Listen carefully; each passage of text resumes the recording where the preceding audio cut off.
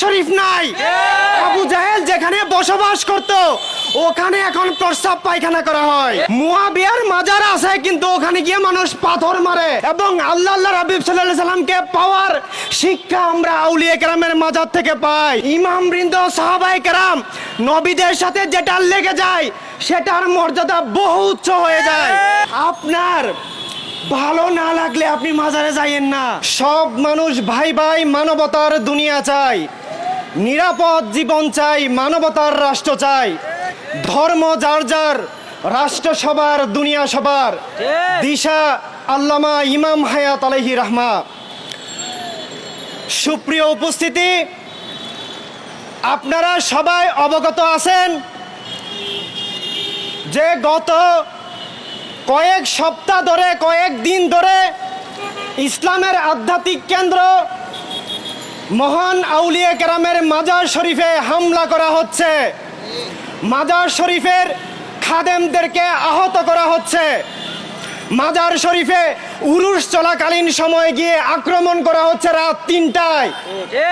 আমরা মাজার শরীফে হামলা অনলাইনে আগে থেকে থ্রেড দিয়ে হামলার প্রতিবাদ এবং সারা বাংলাদেশে শুধু মাজার শরীফ নয়, বিভিন্ন ধর্মীয় প্রতিষ্ঠানে হামলার প্রতিবাদে আজকে বিশ্ব ইনসানিয়াত বিপ্লব স্টুডেন্ট ফ্রন্ট শাখার উদ্যোগে আমরা প্রতিবাদ কর্মসূচি করতেছি। সুপ্রিয় উপস্থিতি, আমাদেরকে খেয়াল রাখতে হবে যে দয়াময় স্রষ্টা ও তার হাবিবের সকল বন্ধুর একই শিক্ষা সত্যের ধারা কায়েম রাখা। দয়াময় স্রষ্টা ও তার সকল হাবিবের সকল বন্ধুর একই শিক্ষা মানবতার ধারা কায়েম রাখা।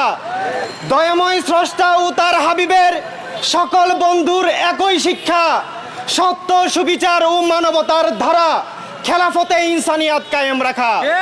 দয়াময় স্রষ্টা ও তার হাবিবের সকল বন্ধুর একই শিক্ষা মিথ্যা, অবিচার, জুলুম শোষণের কারাগার মুলুকিয়তকে উৎখাত করা। দয়াময় স্রষ্টা ও তার হাবিবের সকল বন্ধুর একই শিক্ষা স্রষ্টার প্রেমে সৃষ্টির প্রেম বাস্তবায়ন করা। সুপ্রিয় উপস্থিতি, আপনারা জানেন ইসলামের দৃষ্টিকোণ থেকে আউলিয়া কেরাম আল্লাহর হাবিব সাল্লাল্লাহু আলাইহি সাল্লামের প্রেমের সংযোগ। দয়াময় আল্লাহ তাআলার পক্ষ থেকে, আল্লাহর হাবিব সাল্লাল্লাহু আলাইহি সাল্লামের পক্ষ থেকে উনারা ইসলামের প্রতিনিধি, ইসলামের ধারক বাহক রক্ষক। আপনারা দেখেন দয়াময় স্রষ্টা এবং তার হাবিবের পক্ষ থেকে ইসলামের প্রতিনিধি হিসাবে যারা এসেছেন, নাবিয়ানা আদম আলাইহিস সালাম থেকে শুরু করে নাবিয়ানা ঈসা আলাইহিস সালাম পর্যন্ত, এবং আমাদের প্রাণপ্রিয় আহলে বায়ত আলাইহিমুস সালাম, খুলাফায়ে রাশিদিন, মকবুল সাহাবায়ে কেরাম, হকের আইম্মায়ে কেরাম, আউলিয়া কেরাম, সবার মাজার শরীফ রয়েছে।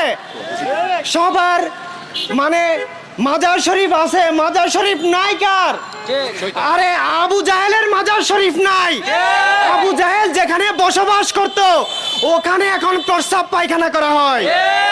কিন্তু এ মাজার শরীফ নাই কার? এজিদের মাজার শরীফ নাই তো মুয়াবিয়ার মাজার আছে কিন্তু ওখানে গিয়ে মানুষ পাথর মারে।